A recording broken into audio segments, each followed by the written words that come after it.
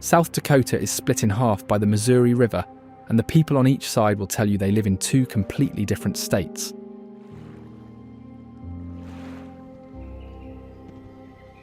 West River is ranch country, cowboy boots, cattle, open range.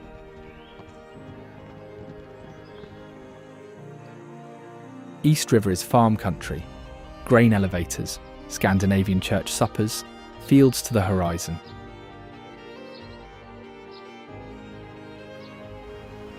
Ask someone which side they're from, and they'll answer before they tell you their last name.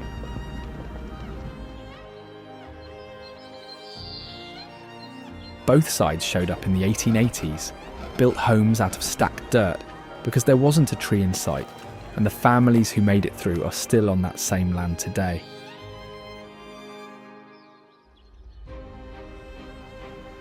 Then the gold rush hit. Towns went up in months and died in less.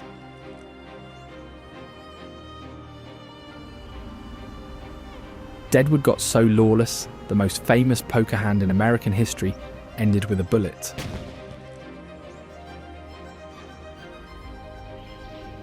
When the rush was over, entire main streets were left standing with nobody inside, and they're still that way.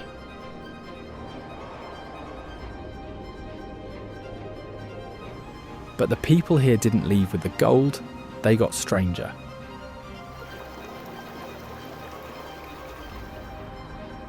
One town started covering an entire building in corn every year, has been doing it for over a century, and nobody here thinks twice about it.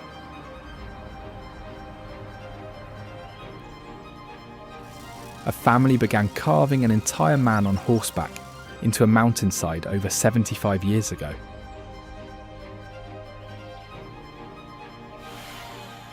When the father died, the wife and children kept going, and their kids are still out there cutting rock today.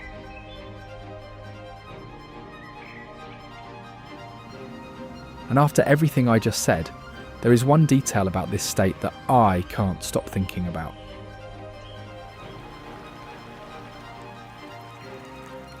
It has nothing to do with gold, caves, or carvings, and you're going to hear it whether you're ready or not. This is South Dakota.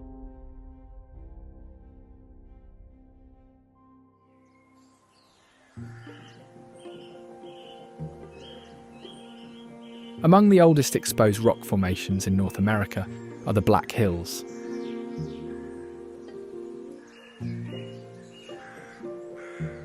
The Lakota people called them hills that are black, because from a distance, the dense pine forest cast shadows deep enough to make the entire range look dark. Up close, the rock is granite grey, rust red, and gold, so the name describes just an illusion. These hills produce weather systems that don't match anything around them by intercepting moisture moving across the plains and generating rainfall out of it. Here, the oldest rock sits at the centre and the youngest at the edges, the opposite of how most mountain ranges work. And at that core is the Black Elk Peak, rising above everything else east of the Rockies. There is no natural point higher than this between the American Great Plains and Western Europe. For over a century, it was called Harney Peak, named after General William S. Harney, who led a massacre in 1855, killing at least 86 people. In 2016, the US Board on Geographic Names Unanimous voted rename it as we know it today, and luckily won't need another change again. Another creation is the Sylvan Lake made when a single man built a dam and flooded a granite boulder field to create a resort destination. Just 8 years after both the dam and the hotel were built, they got destroyed in a single flash flood in 1899, but they reconstructed from scratch because the landscape it sat in was too valuable to be abandoned. The granite boulders surrounding the lake are from the same rocks as the summit. The only difference is made by the millions of years, or erosion, that rounded and scattered them across the area. And the same rocks now make up a great part of one of the largest state parks in the United States. Custer State Park has a bison herd so large, it has to be actively managed.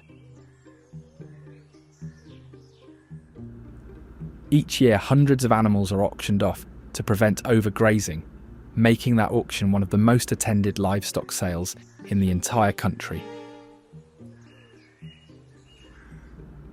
The whole area sits where two completely different ecosystems collide: the ponderosa pine forest of the Black Hills and the open shortgrass prairie of the Great Plains. 1 mile you're in dense forest.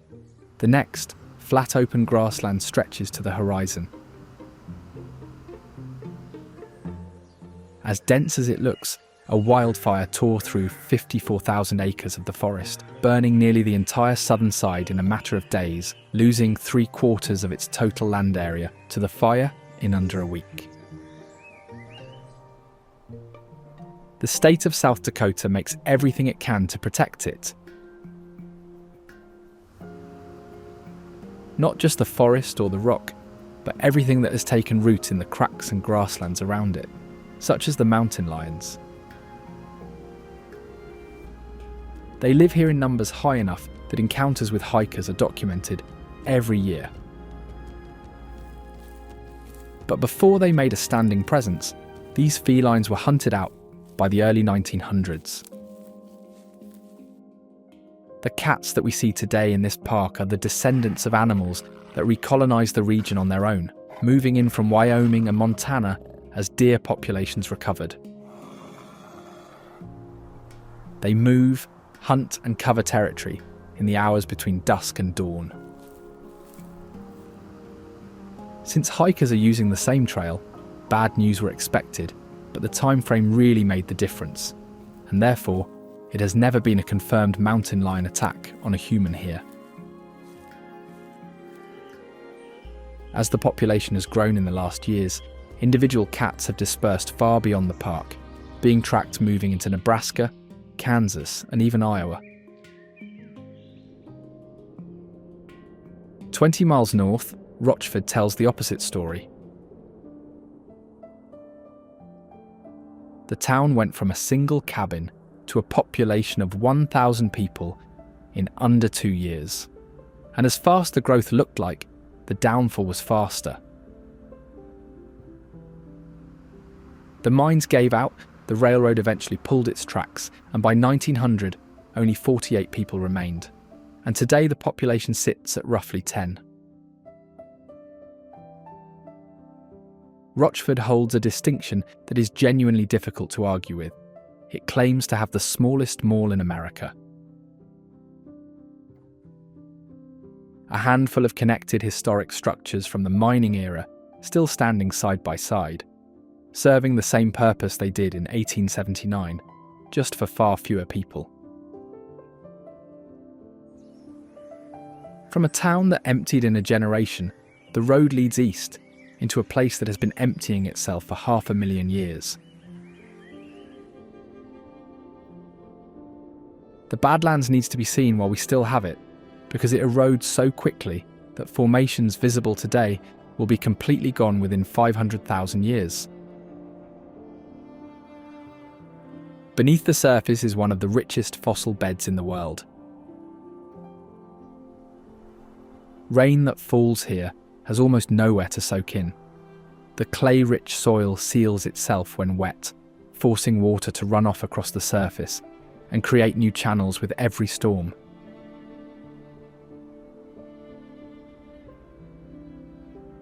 The wet soil becomes sticky, heavy, and almost impossible to walk through.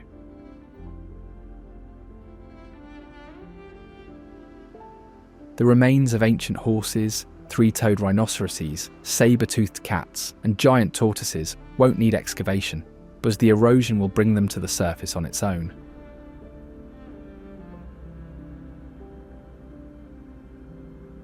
Fossil hunters illegally remove specimens from the park every year, But what they don't realise is that each piece removed destroys the contextual data that makes the fossil scientifically valuable.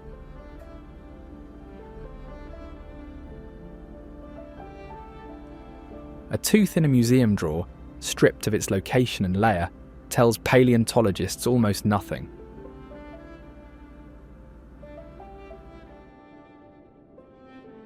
The Badlands receives less than 16 inches of rain per year, technically semi-arid. Yet the grasslands in the park support one of the most interesting assemblages of Great Plains wildlife remaining anywhere, and one of them is the Bighorn sheep. Approximately 250 in numbers might look like a very big family, but is in fact just a fraction of the carrying capacity the terrain could support. The gap between what's there and what could be there is almost entirely explained by disease. If their ancestors would still be around these days, we wouldn't have this problem, but unfortunately, the native subspecies was hunted to complete extinction by 1925. They tried to reintroduce them in the Badlands, but harsh winters had kept numbers critically low for decades. And here, they live their lives in two completely separate social worlds. Ewes and lambs form large mixed herds that move together year-round. Adult rams live apart in bachelor groups of up to 10 animals, led by a dominant male. The two groups only come together during the rut in late autumn, and then separate again immediately after. Lambs are the population's weak point, especially in the predator's eyes. A lamb that survives its first year has a reasonable chance of living a decade, but most of the herd's losses happen before that first birthday. Below the ridgelines where the bighorn watch and wait, the real architecture is being built underground by something that weighs less than 2 pounds. A prairie dog town is not a collection of random burrows. It is a structured settlement, divided into wards and coteries, family units of one male, several females, and their young.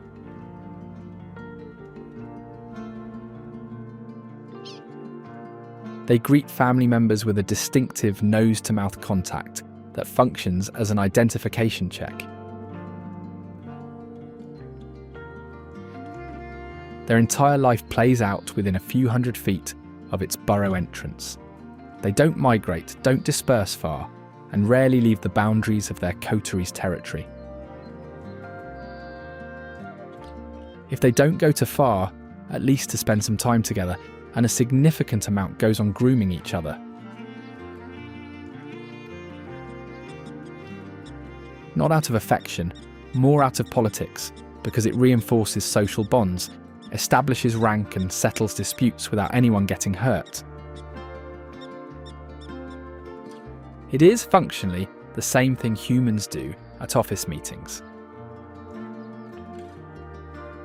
They communicate with one of the most sophisticated alarm call systems documented in any animal, carrying information about the predator's size, speed, and direction of travel.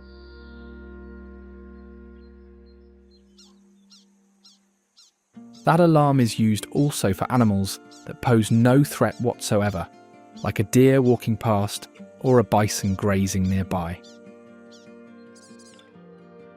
It is still not decided if whether this is excessive caution, poor judgment, or simply a personality trait distributed unevenly across the population.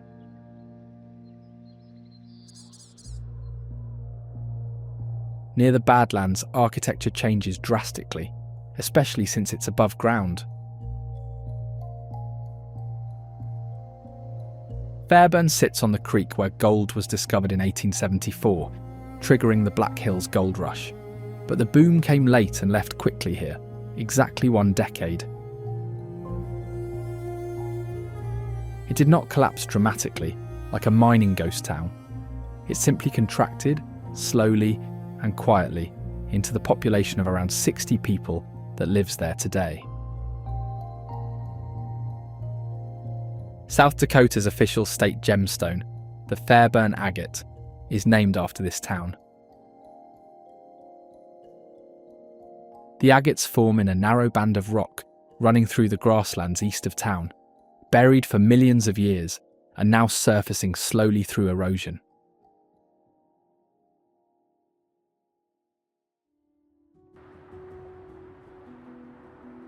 Just a short drive from Fairburn, the ground beneath your feet changes everything. Because here, one of the longest caves on Earth waits directly below an open prairie teeming with life.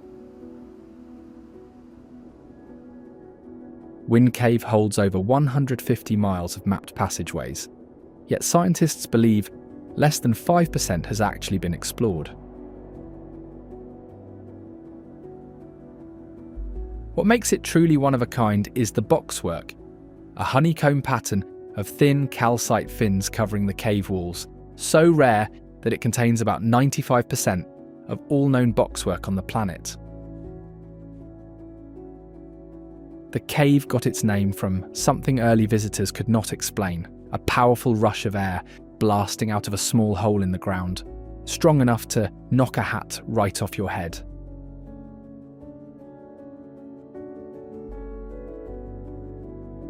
Long before scientists arrived, the Lakota people called it Makaoni, or the breathing earth. That motion is driven by shifting air pressure between the surface and the cave below, turning the entire system into a hidden, living lung.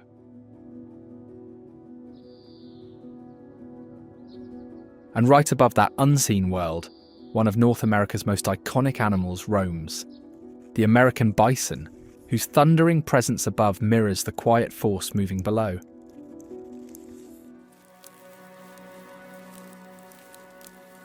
A full-grown male can weigh up to 2,000 pounds, yet despite that bulk, bison can sprint at 35 miles per hour, faster than most horses over short distances.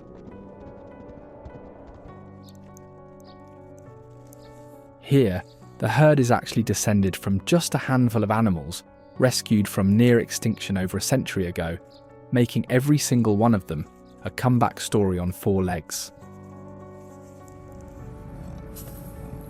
Bison don't just graze the prairie, they reshape it, carving shallow bowls in the dirt as they roll.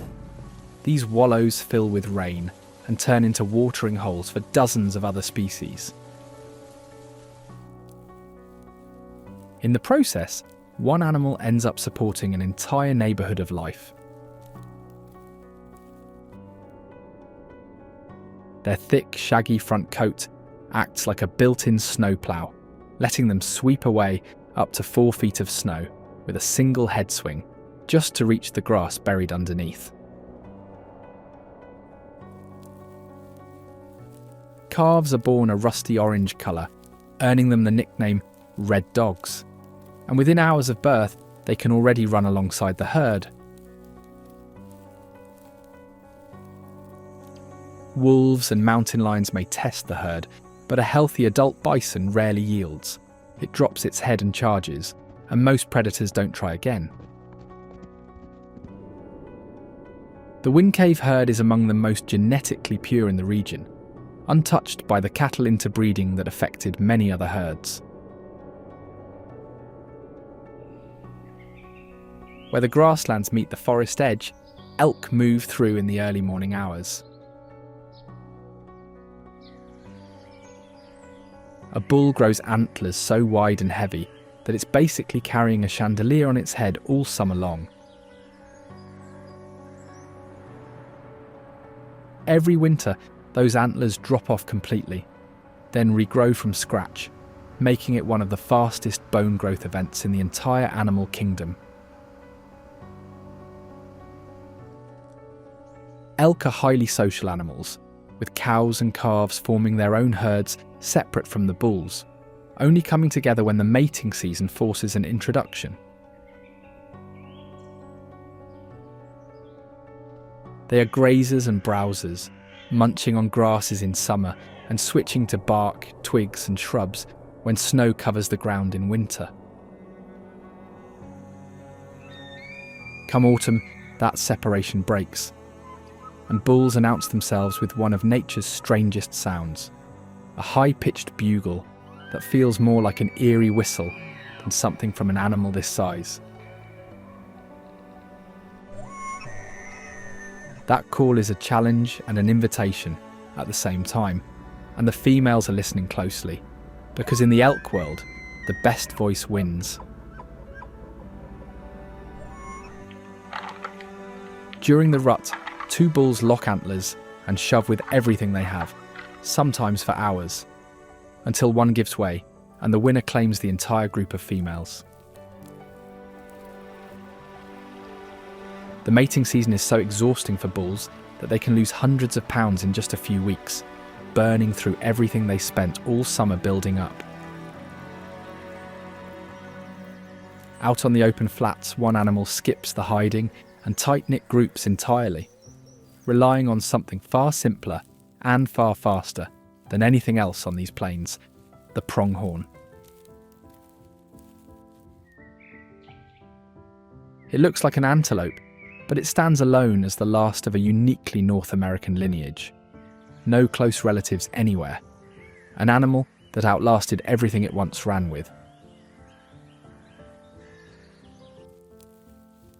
The second fastest animal on Earth, it can hold highway speeds for miles, built for relentless endurance rather than short bursts like a cheetah.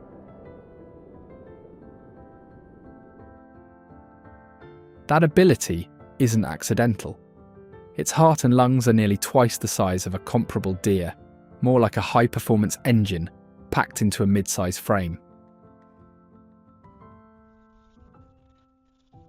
Its eyes sit wide on the sides of its head, giving it a near-complete view of everything around it, spotting motion from over a mile away before danger closes in.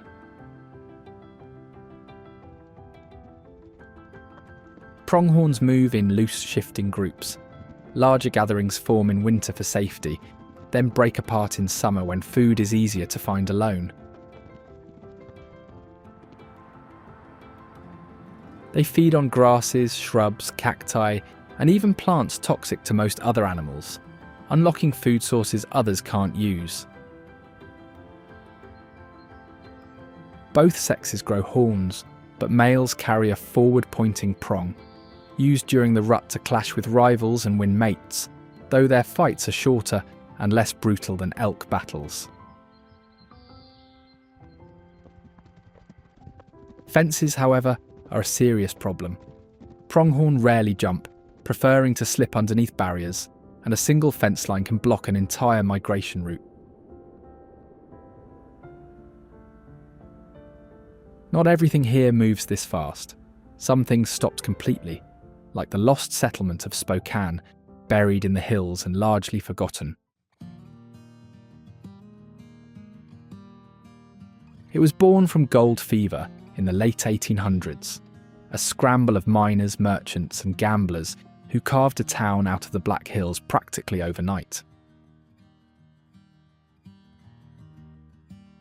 At its peak, it was a real, breathing community, with a post office, a hotel, and enough people to make it feel permanent, which made what happened next all the more jarring.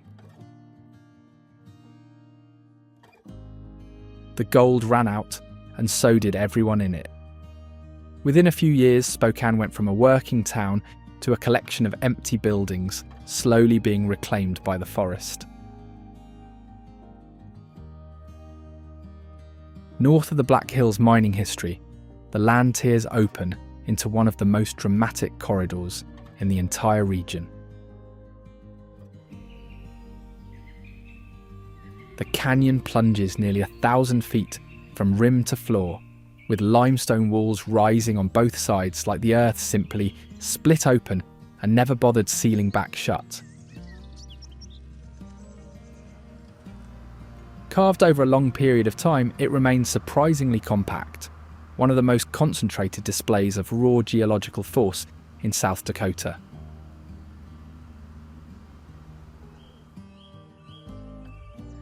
Cool, damp air settles inside this cut in the land, keeping it wetter than the surrounding terrain, enough for spruce, birch and oak to grow where they normally wouldn't survive. As light moves through the day, the stone shifts in tone, fading from pale gold in the morning to bold amber by late afternoon as sunlight strikes at changing angles. The Lakota regarded this as a place of power, and standing at the base, with rock pressing in and water echoing through the gorge, it's honestly hard to argue with that. Deeper in the canyon, Roughlock Falls forms where Spearfish Creek meets Little Spearfish Creek, spilling across limestone shelves in layered cascades. Instead of a single drop, the water spreads wide and descends in steps, more like a natural staircase than a plunge, close enough that you can walk right up to its edge.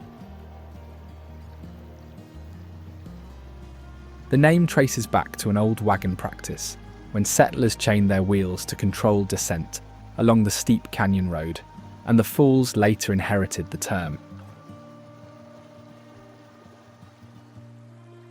Constant spray keeps the rock face damp year-round, coating it in thick moss so vivid green it almost looks painted on. A short distance upstream at Spearfish Falls, a single tall cascade breaks free from the rock and drops straight into the creek below.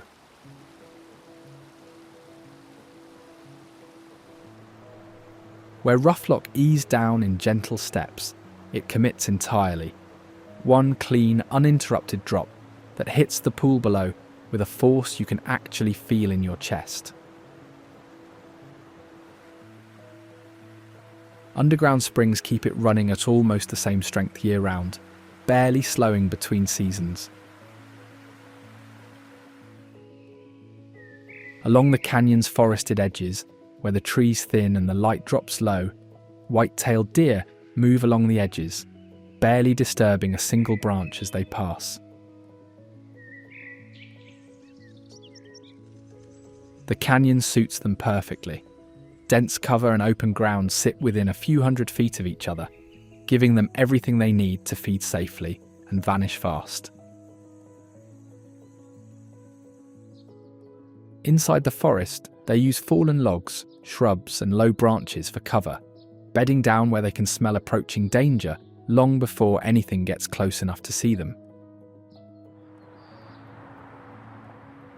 Does and fawns travel in small family groups, while bucks usually stay alone, joining the herd only during mating season to compete for mates. Every spring, bucks grow a new set of antlers under living skin called velvet, packed with blood vessels feeding bone that grows at roughly an inch per day. By late summer, the velvet dries and bucks scrape it off on tree bark, often leaving shredded strips hanging from saplings along the creek, like a bad haircut. A mature buck can clear a tall fence from a standing start, sprint through dense timber at highway speeds, and cross wide rivers without hesitation. Their tails work as alarm signals. That white flash raised upward warns every deer in sight range, and a single flagging tail can empty an entire meadow in seconds. They are opportunistic eaters, grazing on grasses, berries, mushrooms and nuts in warmer months, then switching to bark, twigs and dried leaves when winter strips everything else away. But the canyon's strangest resident, the American dipper, isn't in the trees or meadow. It stands in the open, then walks straight into the current and disappears underwater.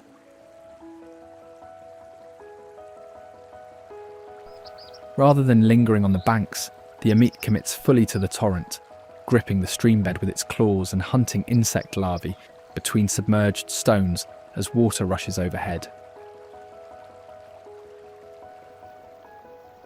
Beneath the surface, its wings still function like flight instruments, angled against the flow to push forward, hold position, or drop deeper along the creek bed.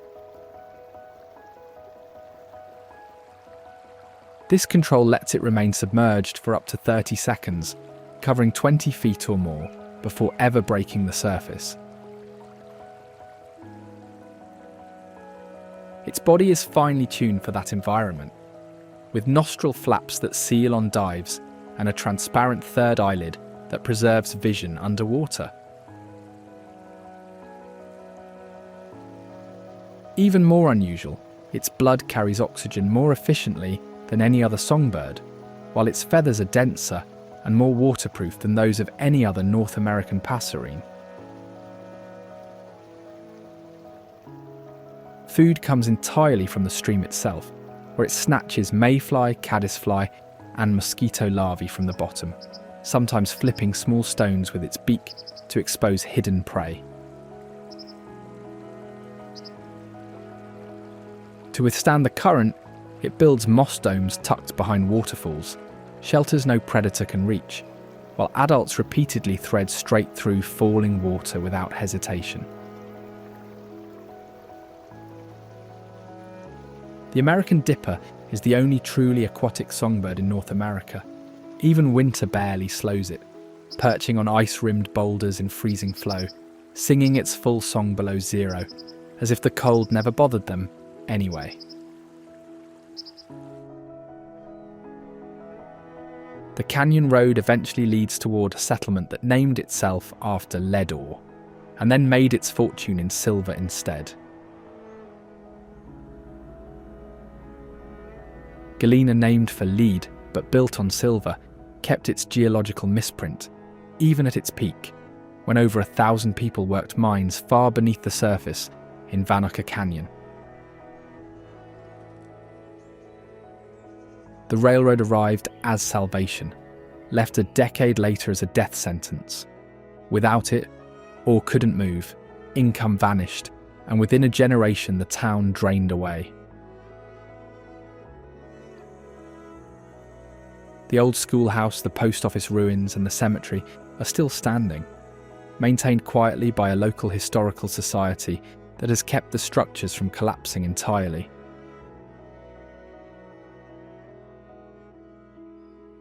From the canyon country, a road begins that has no practical reason to exist, and exists entirely because one man refused to let engineers tell him what was possible. Needles Highway was designed in the early 1920s by South Dakota Senator Peter Norbeck, who walked and rode every mile of the route before any surveyor arrived. He chose the path entirely by eye, picking the most dramatic views, the most impressive rock formations, the most impossible angles. When engineers told him the granite spires made the tunnels unbuildable, he hired miners instead of road builders and told them to blast through.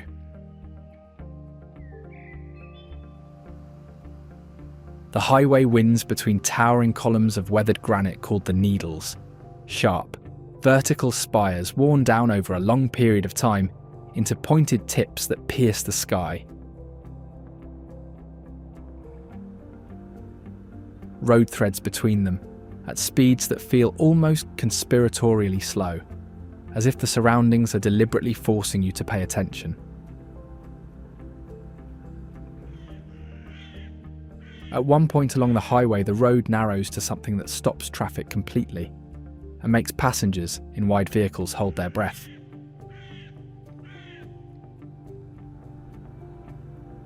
The Needles Eye Tunnel is 8 feet wide and almost 10 inches tall. That is the opening. Every vehicle that passes through it does so with inches to spare on either side. Full-size pickups scrape the walls, RVs get turned back, and every summer a few drivers learn the hard way, losing both paint and pride. Norbeck chose this route deliberately, even though he could have gone around the spire. He went through for the framed view from inside the tunnel, looking out to open sky. Believe it or not, the tunnel has been there for nearly a century, and its dimensions have never been widened, and there are no current plans to change that. The inconvenience is considered part of the experience. It's not the only tight passage. Several hand-blasted tunnels pierce the granite along the route, through rock engineers once called impassable.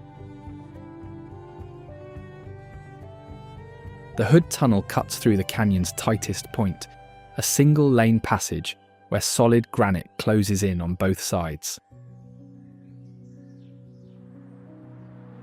Drivers approaching from opposite directions must take turns, pulling up to the entrance and waiting for the vehicle ahead to clear before proceeding.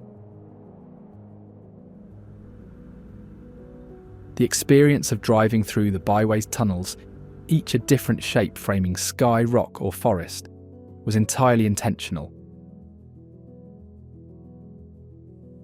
Norbeck wanted the transitions between enclosed stone and open terrain to function like a series of reveals, each one surprising the driver slightly differently than the last. What's wild is that the tunnels were not engineered to precise modern tolerances. They were blasted to human judgment and then left exactly as they came out of the rock. East of the Black Hills, the road flattens out and the land opens wide, and sitting at the edge of the Badlands, barely holding itself together, is the ghost town of Scenic. Built around the railroad, it once had a bar, a jail, a store, and enough passing traffic to feel permanent, until the line shifted and the town simply came to a halt. Even after that collapse, it changed hands several times, including a sale to a church group hoping to revive it. Yet each attempt eventually faded back into silence. Along the main road, a handful of buildings still remain, some leaning at angles that suggest they're upright, purely out of stubbornness. All around it, the Badlands press closer, eroded clay hills and crumbling spires framing a place that already looks like it's being reclaimed. Locals say the wind slipping through empty rooms at night carries sounds just convincing enough to make you stop and listen twice. As the road ahead climbs into something completely different, it becomes Iron Mountain Road, a stretch of highway built not just to get you somewhere, but to show you something. Every tunnel is placed on purpose. Drive through, and Mount Rushmore appears perfectly framed at the far end, centred like a painting in stone. That alignment was planned entirely by hand, long before computers existed, and it still lines up with near-perfect precision today. To gain elevation without carving into the mountain, engineers built pigtail bridges, wooden spirals that loop back on themselves instead of climbing in a steep, direct cut.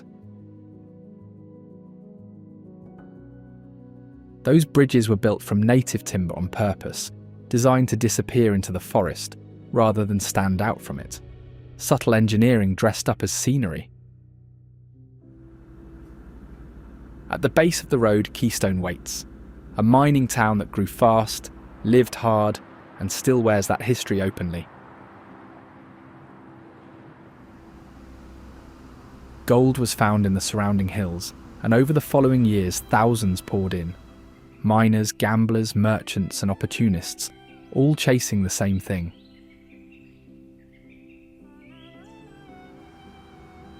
That surge quickly turned chaotic, with claims staked almost on top of each other and disputes over ownership, escalating into frequent violence. Some of the tunnels carved during that rush still run beneath the hills, and the deepest were left to flood when operations shut down, sealed off, abandoned, and never fully mapped. There's an old saying around here that the hills gave up just enough gold to make men wealthy and just enough trouble to make them regret it. Keystone still functions as a real town today, its main street lined with wooden storefronts, a boardwalk, gold panning attractions, and a mine tour called Big Thunder Gold Mine. Above the town, the remains of abandoned gold mines lie half hidden by decades of pine regrowth, hinting at how much was taken and how much was left behind. Rusted headframes, collapsed ore chutes, and rotting timber supports still cling to the hillside, slowly being pulled back into the earth by roots and weather.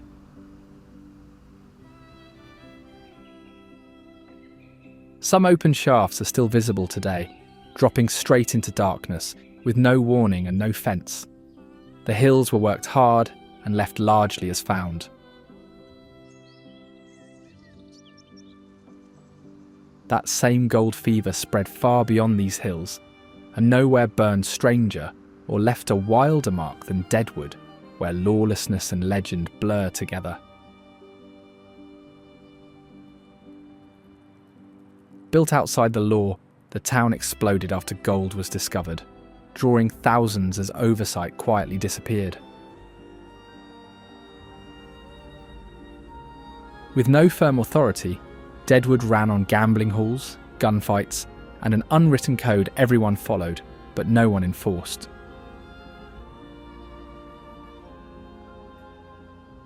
Beneath the streets, tunnels once linked saloons, brothels and gambling dens, moving people and goods out of sight. Fire twice reduced much of the town to ash. Both times it was rebuilt almost immediately, as long as gold kept coming. Nothing else mattered.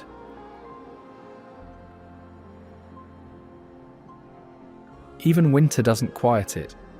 The Wild West legacy simply shifts form, as snowmobile races and snotcross events take over streets once defined by gunfire.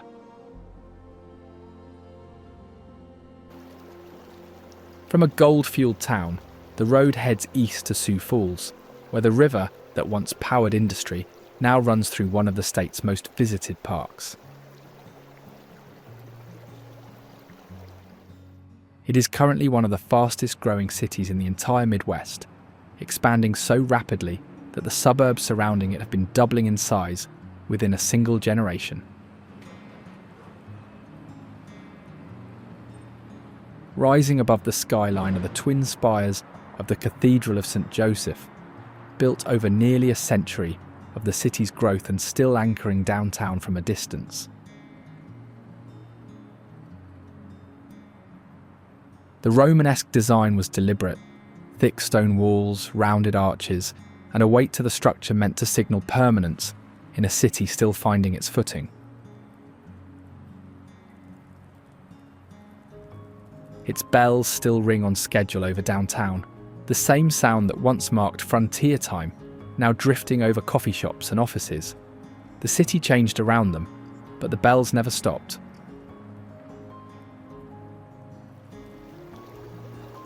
While the cathedral took decades to finish, Falls Park needed no crew or architect.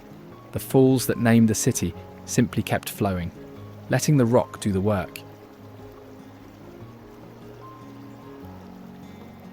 The pink quartzite here is among the hardest rock on the continent, yet the Big Sioux River has carved it into smooth shelves, channels and drops that spread across the park in every direction.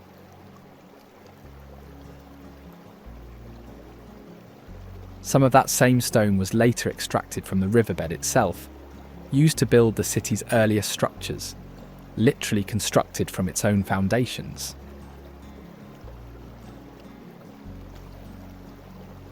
Every spring, flooding swallows the lower pathways entirely, turning measured cascades into a roaring surge that briefly reminds the city who shaped it first.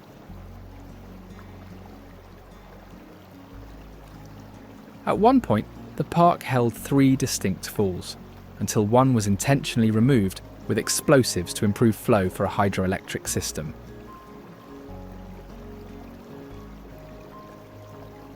Every Christmas, Falls Park is covered in a full holiday light display called Winter Wonderland, drawing crowds to the same place where the river runs in near total darkness just a few feet below.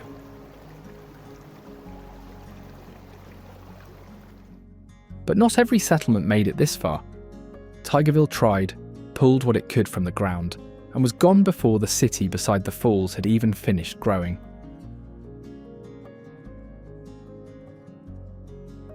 It started as a tin mining camp, filling up fast when the ore looked promising, and emptying out just as quickly when the ground stopped cooperating. Unlike Deadwood or Keystone, Tigerville never had the volume or the notoriety to hold people in place. It was built for one purpose, and when that purpose ended, so did everything else.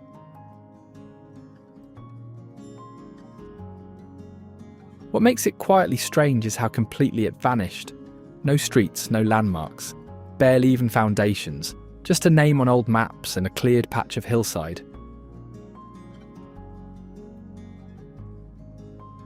Tigerville ran out of ground worth digging, and past the hills, there's nothing left to extract at all, just open South Dakota plains, stretching out as far as the eye can follow.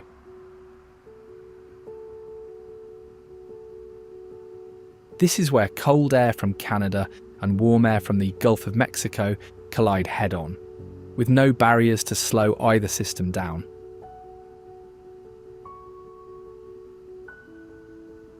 The result is some of the most volatile weather on the continent. Baseball-sized hail, lightning storms that light up the horizon, and winds strong enough to flip cars on open roads. By contrast, summer flips the pattern entirely, as the same flat terrain that drives winter storms bakes under relentless sun, breaking the soil into wide, dry plates. Prairie grasses survive extremes with extensive root systems that anchor them through drought, fire and frost, then rebound each spring as if nothing happened. The Lakota once read these plains like a map, tracking weather shifts, plant cycles, and animal movement, with knowledge refined over generations.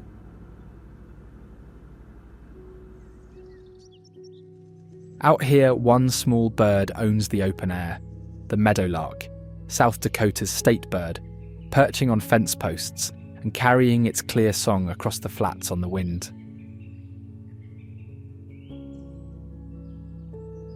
It doesn't sing just one call, it has a whole repertoire, switching between them to defend territory, attract a mate, or simply announce itself to everything nearby.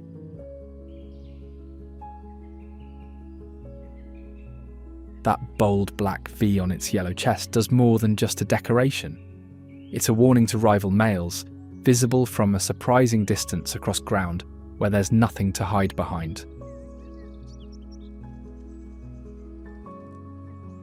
The nest sits directly on the ground, woven into the grass with a dome of bent blades overhead, nearly impossible to spot even when standing right above it. Across open plains, a meadowlark can hear a rival over half a mile away and answer within seconds. The prairie looks quiet, but it's always talking just above the grass. Below that song, something else moves through the grass, quieter, lower, and far more deliberate. The coyote, one of the most adaptable predators these plains have ever seen.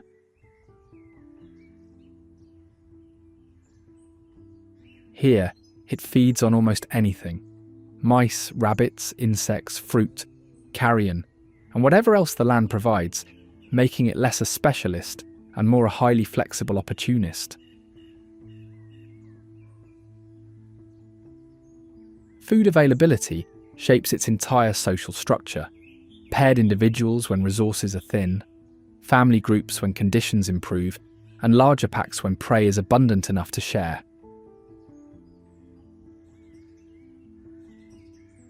At dusk, what sounds like chaos is actually coordination. Howls, yips and barks, layered into a system of signals that carry precise meaning across open ground. One of the most counterintuitive truths follows closely behind. The more pressure humans place on coyotes, the more numerous they become. Under heavy hunting, females respond by producing larger litters, sometimes more than doubling in size, as if stress itself accelerates reproduction.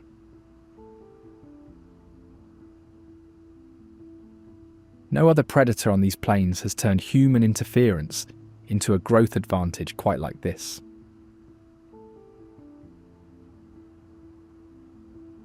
Coyotes are constant players, chasing, wrestling, and mock fighting, even as adults, using play to strengthen bonds and sharpen hunting reflexes. Their howls at dusk remain one of the most recognizable sounds in the American West, and each year that sound edges a little farther outward.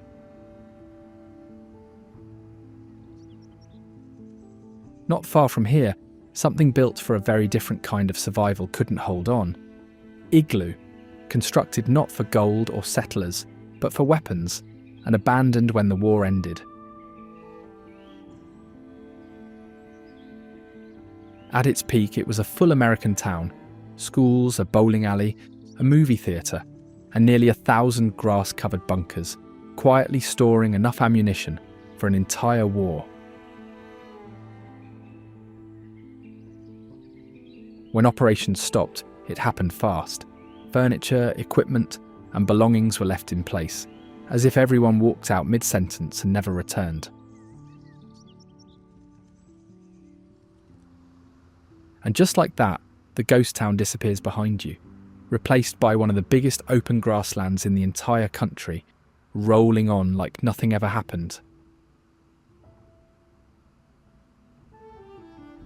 Grasslands National Area doesn't look like much, just grass, wind, and open sky, but beneath the stillness is one of North America's most complex ecosystems, most of it completely hidden.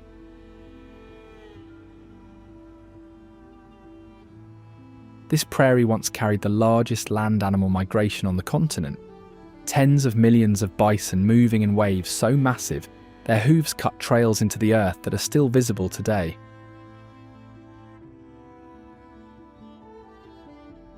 Above ground, the wind never really stops. Early settlers called it a constant hum, somewhere between a whistle and something they couldn't quite name.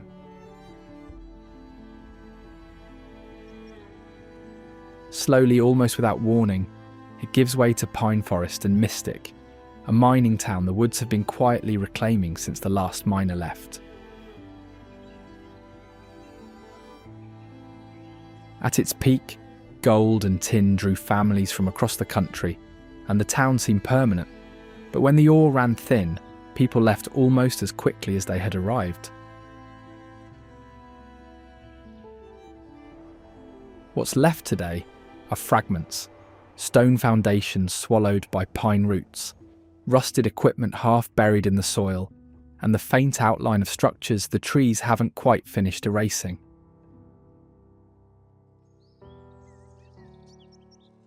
Meanwhile, back in the grasslands, one bird looked at all this effort and decided, why build anything when you can just move in rent-free? Meet the burrowing owl.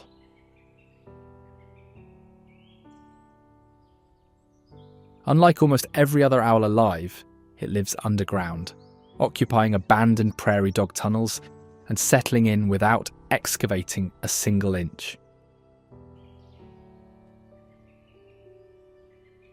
From that hidden base, it hunts insects by day and switches to small mammals after dark, effectively running two distinct feeding cycles within a single day.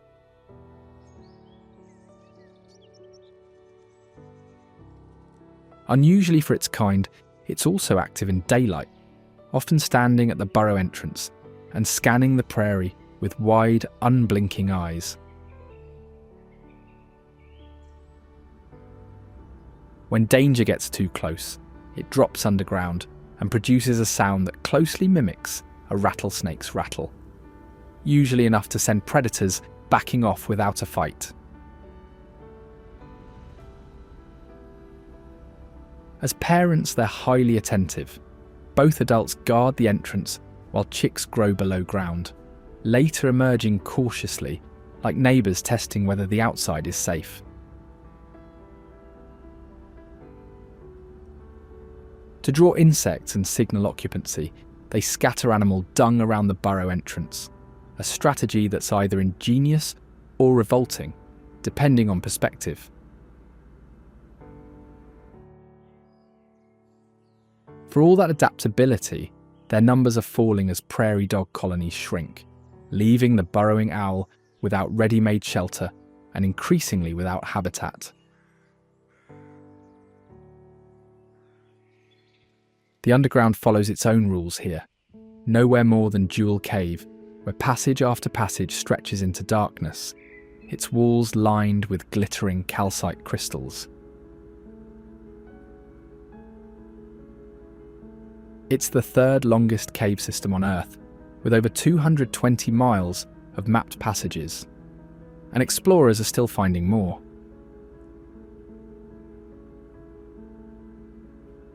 The crystals covering the walls are called dog-tooth spar, sharp, geometric formations that make the cave look less like geology and more like the inside of a giant geode.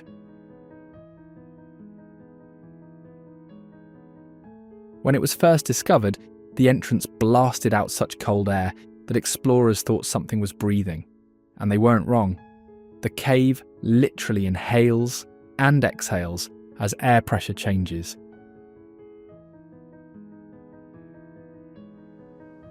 That kind of cold, dark, undisturbed quiet attracts a very specific guest, the brown bat, which has roosted far inside Jewel Cave for as long as anyone can remember. During hibernation, its heart rate drops from around 200 beats per minute to nearly 10, body temperature falling just above freezing, sustaining itself for months on minimal energy.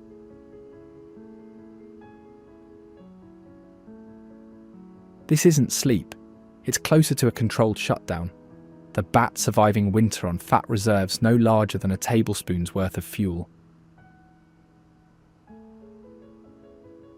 When warmer months arrive, it becomes a night hunter, using echolocation sharp enough to detect something as thin as a human hair in complete darkness. One brown bat can catch over 1,000 mosquitoes in a single hour, making it one of the most efficient insect controllers in South Dakota.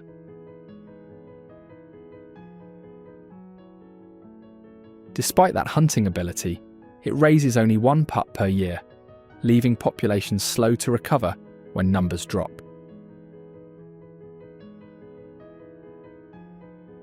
That vulnerability has become critical. A fast-spreading fungal disease called white nose syndrome has swept through cave systems across the region.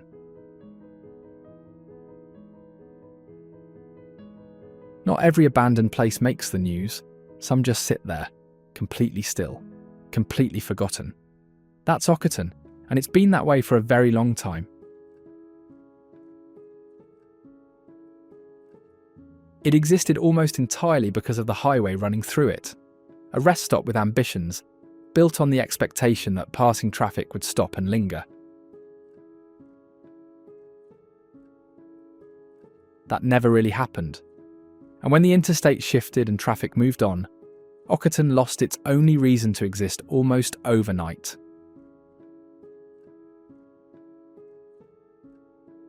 What remains is a small cluster of ruins, a shuttered store, a caved-in home, and a sign still pointing to a business closed long before most passing drivers were born.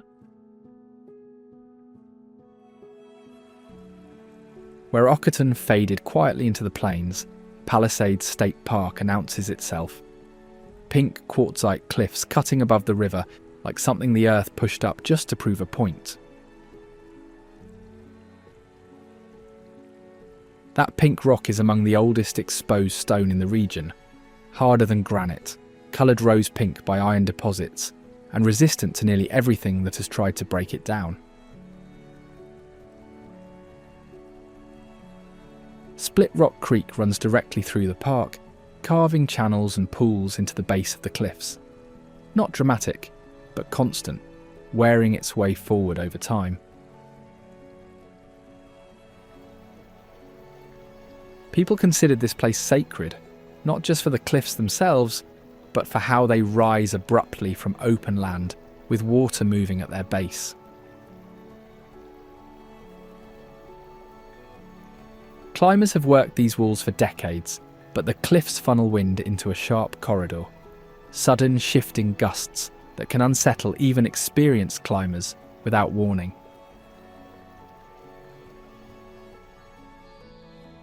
And when the light drops out, something else takes over. Perched in the pines above the cliffs, the great horned owl watches the river below from a height that puts everything in view.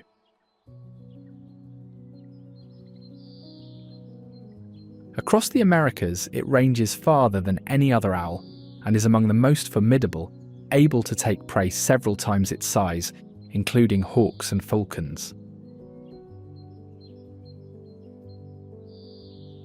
Those signature ear tufts aren't ears at all, they're feathers used for signalling and camouflage, while the actual ears sit offset on the head, allowing it to locate sound with precise accuracy.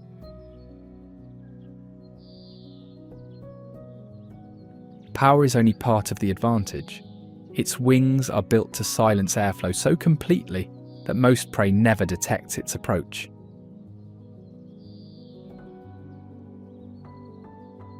Pairs often remain together, roosting side by side near a chosen nest site, months before breeding begins. Winter becomes their starting point. Eggs laid while snow still covers the ground, with chicks hatching long before most birds have even selected a site. Rather than building from scratch, they take over abandoned nests left by hawks or crows, holding them with quiet authority.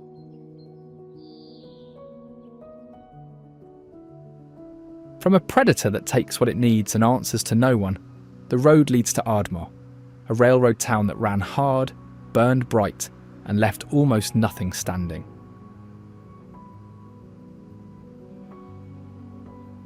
The town emerged almost overnight when the railroad arrived, drawing settlers, businesses, and a sudden burst of ambition into open prairie.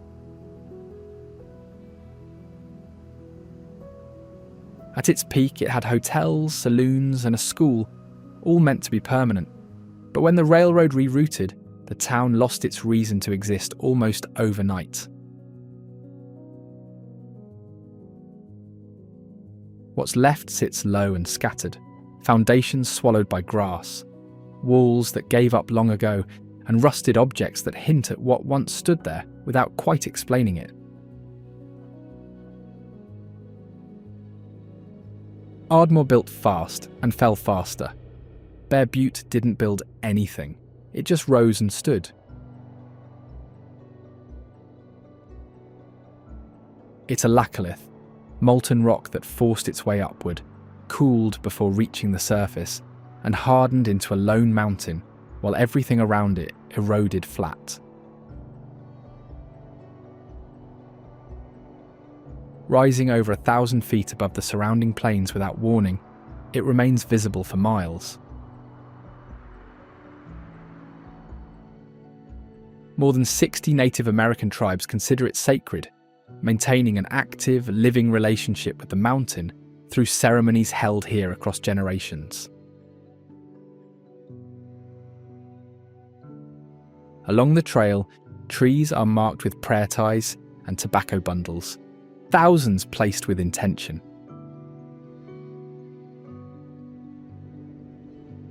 High above all of it, riding the updrafts the butte generates as wind hits its flanks, the golden eagle holds the airspace over the mountain, moving with it rather than above it.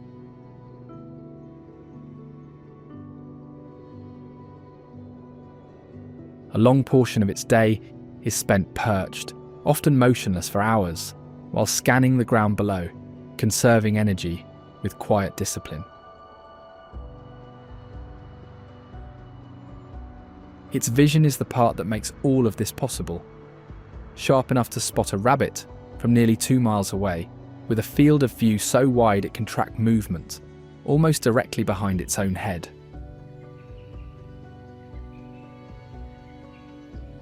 From that height, the open plains become a hunting ground with nowhere to hide. Every shift in grass or shadow is visible long before escape is possible.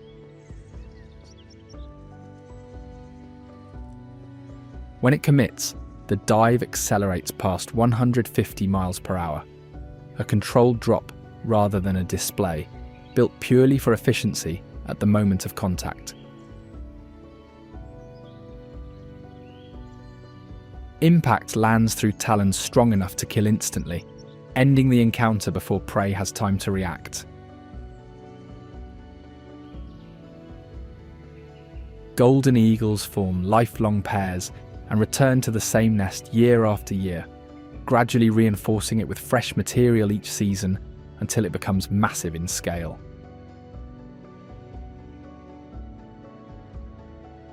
Their nests, called eyries, are built on cliff faces and expanded over time. Sticks, bones, antlers, and sometimes wire or fence posts, accumulating into structures that can weigh over a ton.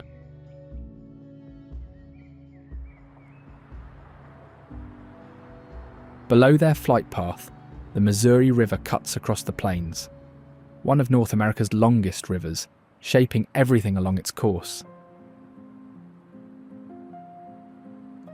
It connects a watershed larger than most countries, gathering water from thousands of miles of tributaries before joining the Mississippi.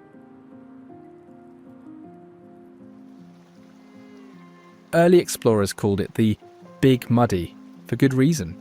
It runs brown with suspended silt, carrying more sediment than almost any other river on the continent. That sediment never stays still for long, constantly shifting the river's course and reshaping its banks over time.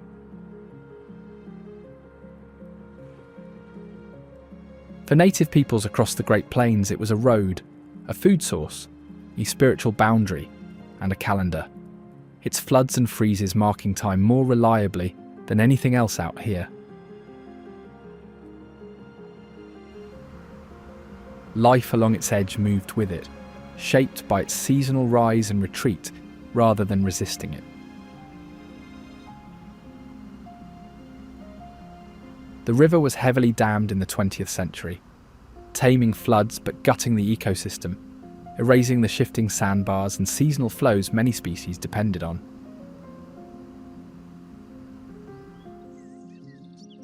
One bird adapted and stayed, the bald eagle, drawn to open banks, reservoirs and fish moving through the current, hunting the same water that has fed life here for ages.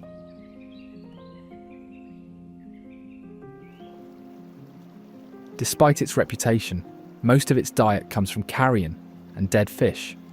Live prey is taken only when easier food is not available.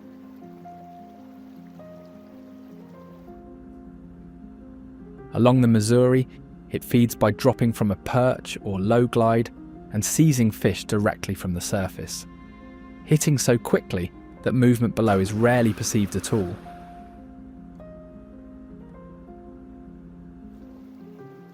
At times, it shifts tactics entirely and steals, targeting osprey mid-flight and harassing them until they release their catch, a method built on pressure rather than precision.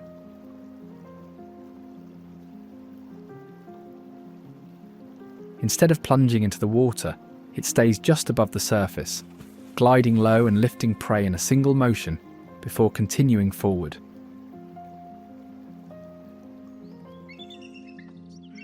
It is not actually bald. The name comes from an Old English word meaning white-headed, which makes considerably more sense once you're looking at one.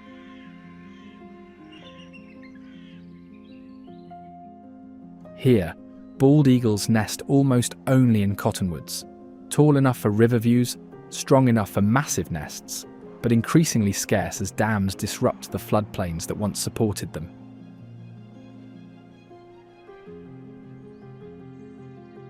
Its nest is the largest of any bird in North America, built on the same tree year after year, added to each season until it can weigh well over a ton and collapse the branch holding it.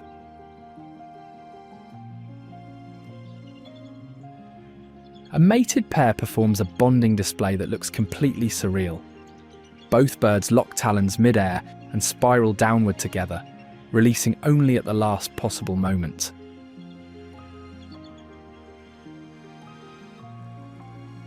Not every hunter here works at speed. Down at the water's edge, the little blue heron has built its entire strategy around doing almost nothing and waiting for the river to make a mistake.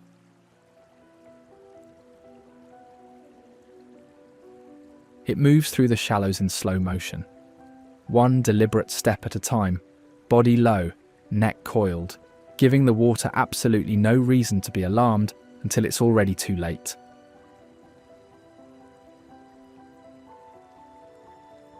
That stillness is the weapon. Fish don't register a motionless shape as a threat, which is exactly the miscalculation the heron has been counting on.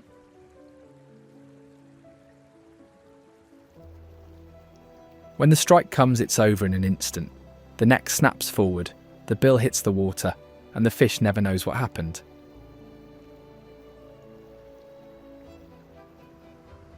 They nest in colonies, often with other herons and egrets, stacking nests in the same trees with rare tolerance for neighbours, and none for anything in the water below.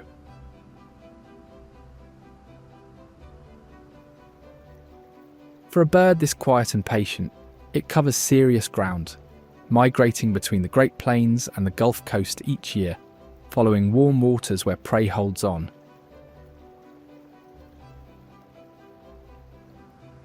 Overlooking these waters, land, history and culture converge, the dignity of earth and sky statue standing where it belongs, above the river that ties it all together.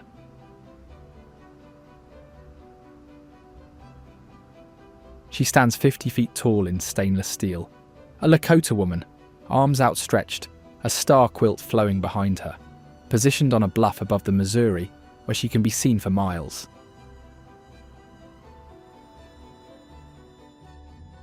That star quilt carries profound cultural meaning, given in ceremonies marking life's most significant moments, making every fold of that steel intentional.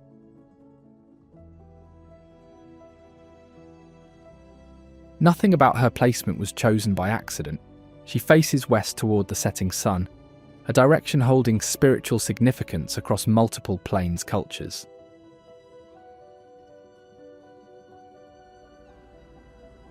Just up the road, another set of faces looks out from a mountain. Mount Rushmore, carved into rock the Lakota held sacred, honouring a completely different set of people entirely.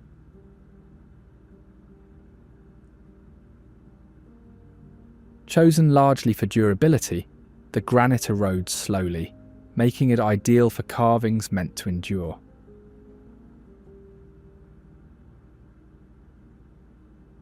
The original plan extended from head to waist, but funding ran out, leaving what stands today as an unfinished version, frozen mid-project.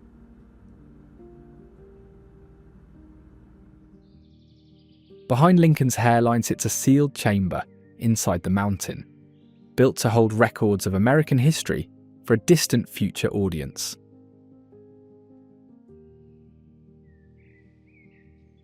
Long before any sculptor arrived, the Lakota knew this place as 6 grandfathers, a sacred site later carved on land taken in violation of treaty, without consent.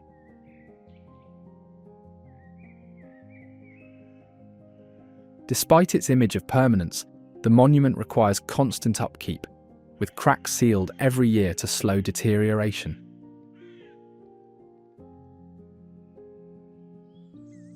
Not far away, a different vision has been taking shape for decades. Crazy Horse Memorial, honouring a Lakota leader, larger than all 4 presidents combined and still far from finished.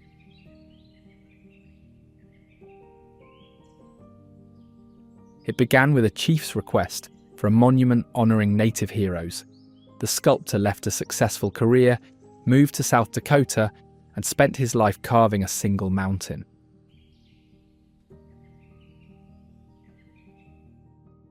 He never saw it finished, nor did his wife who carried it on. Now their children continue carving the same mountain decades later.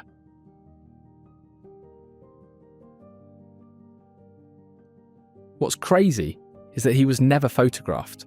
No verified image exists, and the face on the mountain is built from descriptions, oral accounts, and one sculptor's interpretation.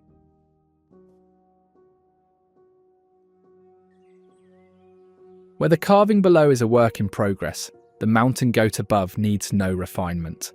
Every muscle, every hoof, perfectly suited to rock this steep and this unforgiving.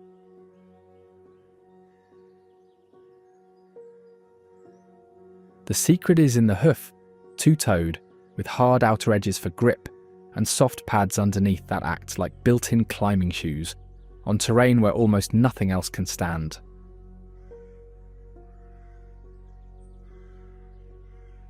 Cougars, wolves, and bears rarely follow them upward. The vertical cliffs they inhabit turn height into a reliable form of protection.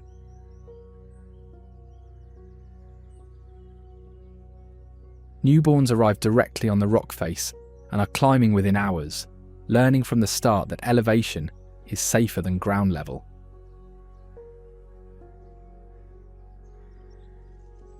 Ledges barely wider than a human hand are crossed at a steady pace that looks, frankly, unreasonably casual given what's below.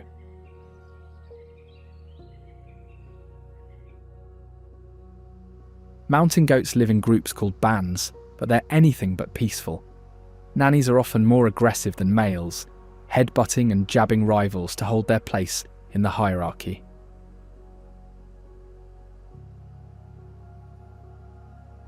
Males fight with short dagger-like horns, not headbutting, but sharp targeted strikes to the flanks, turning brief encounters into high-risk contests.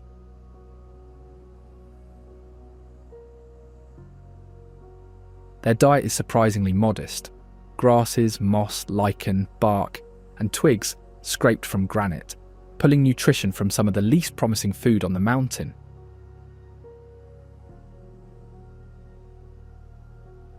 Mineral-rich stone is also part of their routine, with goats licking cliff faces for salt and nutrients, sometimes remaining on a single wall for hours in search of trace elements.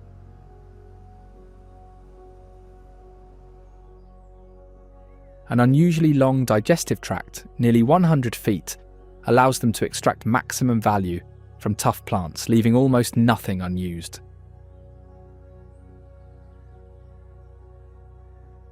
Rectangular pupils give them a near panoramic field of view, allowing threats to be tracked from nearly every angle without turning the head.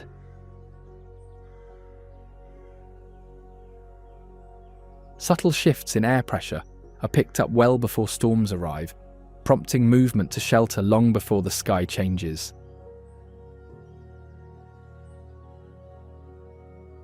Each spring, the winter coat sheds in large, untidy clumps, leaving them looking like something that lost a serious argument with a lawnmower.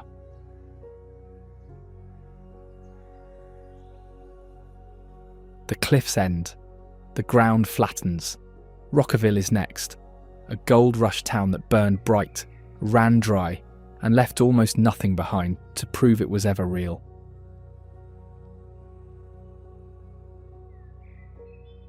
At its peak, it built a wooden flume miles across the hills just to feed its mines, an engineering feat by people who had arrived only weeks earlier with almost nothing.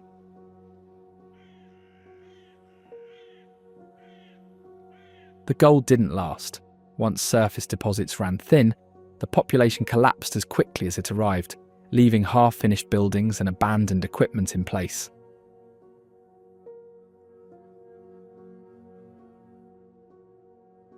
It never fully disappeared. A cluster of buildings survived, and for decades it leaned into its own ghost story, becoming a tourist stop built from its own ruins.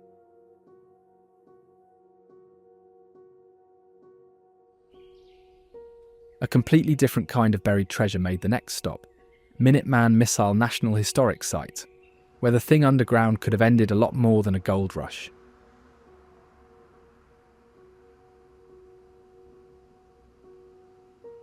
During the Cold War, over 1,000 nuclear missiles were spread across the Great Plains, each one buried in a hardened silo and ready to launch within 60 seconds.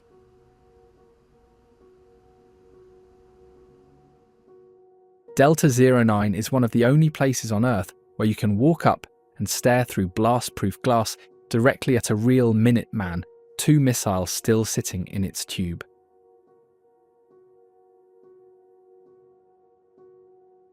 The silo walls are reinforced concrete several feet thick, built not to prevent an attack, but to survive one and still fire back.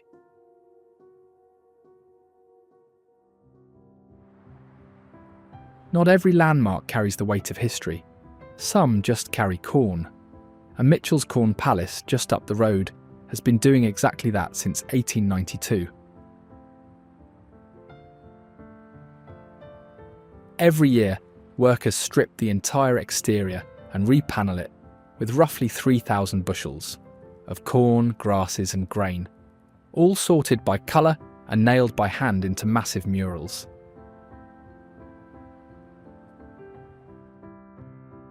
Each year brings a completely new design, meaning no 2 versions of the Corn Palace have ever looked the same.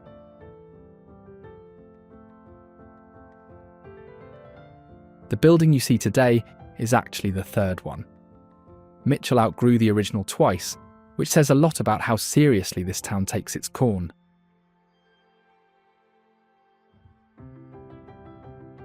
Every autumn, starlings and pigeons launch a full assault on the walls. The building is essentially a giant open-air snack, and wildlife crews have to step in just to protect the art.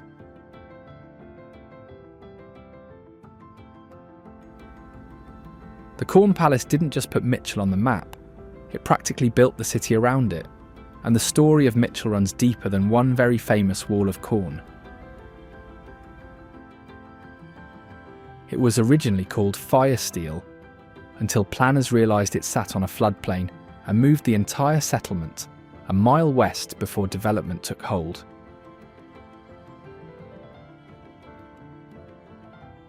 Set in the James River Valley, it lies in one of the country's most productive farming zones, corn, wheat and soybeans moving through here in quantities that help feed a nation.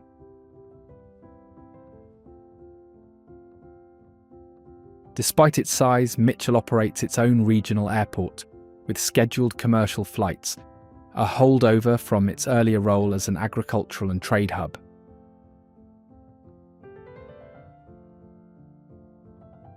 Some places grow into cities, others just disappear. Addy Camp, buried somewhere in the Black Hills forest, is what happens when a mining camp runs out of reasons to exist. Like dozens of short-lived camps, it flared up during the late 1800s, gold rush, pulled in workers fast, and collapsed just as quickly once the ore ran out.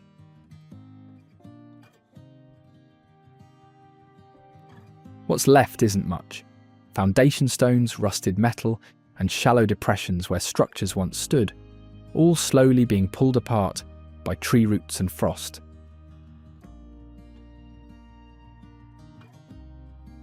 That's part of what makes Addy Camp oddly compelling.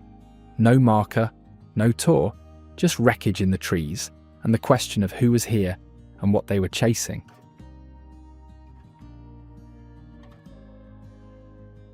Just nearby, something else has been forming for far longer. Rushmore Cave, where stalactites and hidden chambers wait in the dark, built not by miners but by water and time.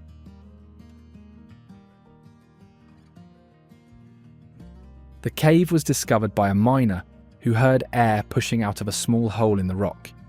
The pressure alone told him something large was underneath.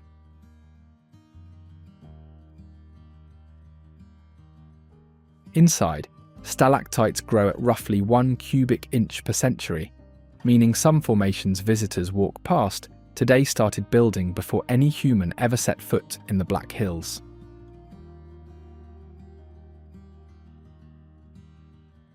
The temperature stays steady year-round, a refrigerator in summer, a warm pocket in winter, indifferent to whatever's happening above ground.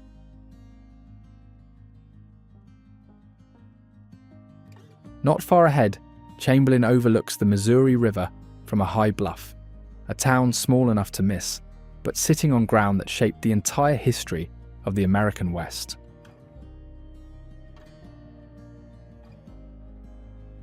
Lewis and Clark passed through and described this stretch as one of the expedition's most memorable, noting the steep bluffs, strong currents, and wildlife in overwhelming abundance.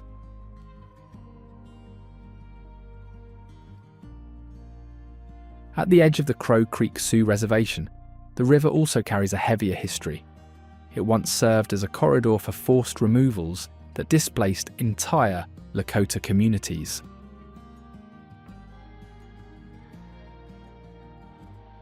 Despite a population smaller than a mid-sized high school, the town swells each summer with hundreds of thousands of visitors, becoming one of South Dakota's most crowded destinations.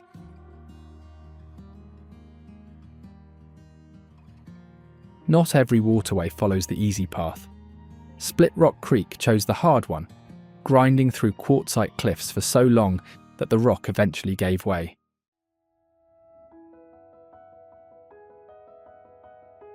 Quartzite is among the hardest rock on the planet, resisting erosion over long spans, yet the creek cut through it anyway, leaving sheer pink and red cliffs that look almost unreal.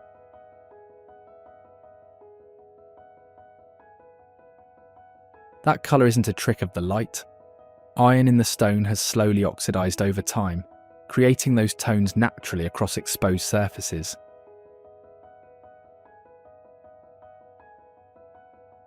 In the narrowest sections, the water accelerates sharply, pushing through tight channels with enough force to surprise anyone who steps too close.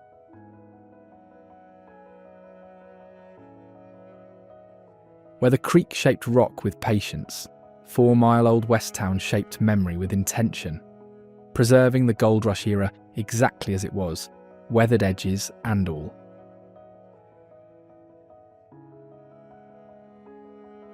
The structures here aren't replicas, they're original Black Hills Gold Rush buildings, moved and reassembled on site, with all their original wood, nails and ware still intact.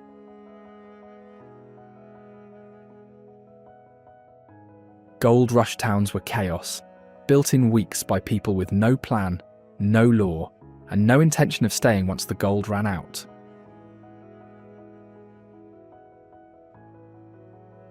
What made them dangerous wasn't just the mining, it was everything around it. Gambling, unpaid debts and claim disputes settled the only way available at the time.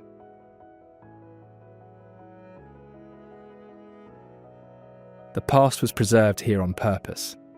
At Lewis and Clark Recreation Area, it was preserved by accident, swallowed by a dammed river and sitting quietly on the lake bottom.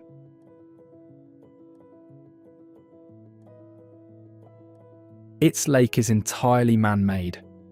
The Gavin's Point Dam flooded the valley floor, erasing homesteads, roads, and entire communities that were relocated before the water rose.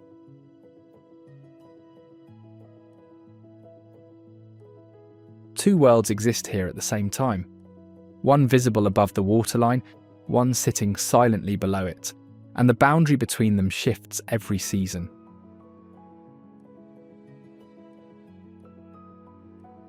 From a lake that swallowed a settlement whole, the road leads to Argonne, a town that didn't need a dam to disappear. It managed that entirely on its own.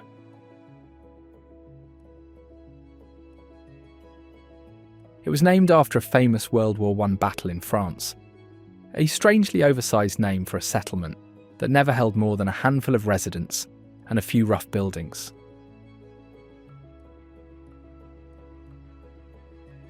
The settlement existed because someone believed the railroad would come, and when it didn't, the reason to stay evaporated almost overnight.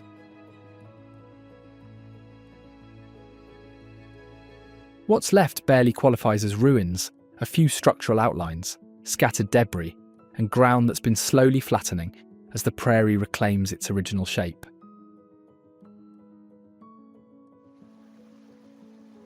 While Argonne quietly erased itself, the white pelicans kept their appointment, arriving each season in wide, silent formations, as they have done long before this land had a name.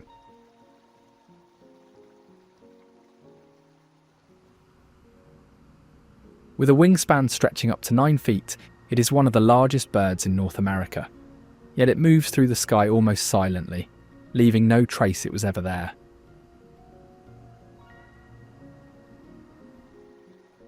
Unlike brown pelicans, white pelicans never dive. They hunt in teams, lining up on the water and herding fish into the shallows before scooping them up in one coordinated sweep.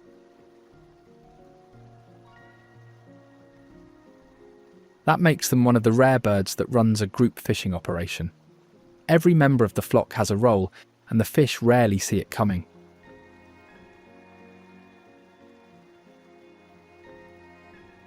Their throat pouch holds over 3 gallons of water at once. Drained before swallowing, it works as a net, not a stomach. During breeding season, both males and females grow a fibrous horn on their bills, a temporary plate that falls off after nesting, as if it's no longer needed.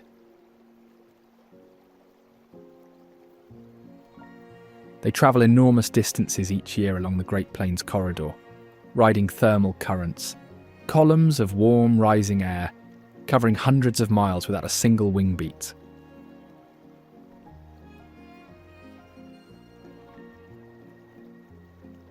Predators rarely target adults. At that size and wingspan, very few things in North America are willing to start that argument. Every journey through the Great Plains eventually hits a wall of rock. Rapid City sits right at that boundary, the last city before the Black Hills rise up and change everything.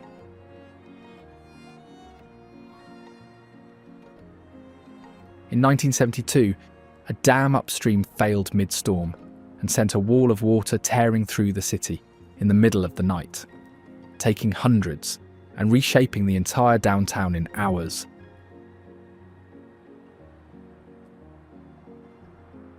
Rather than rebuild along the creek banks, the city turned the flood corridor into a permanent greenway.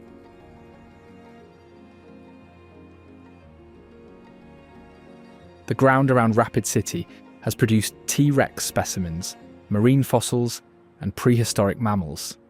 Confirmation that this area was once a very different kind of dangerous.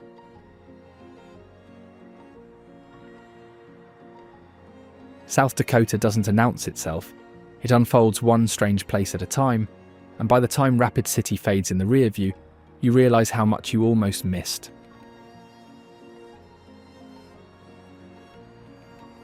This is South Dakota, a land of hidden wonders and remarkable architectural marvels.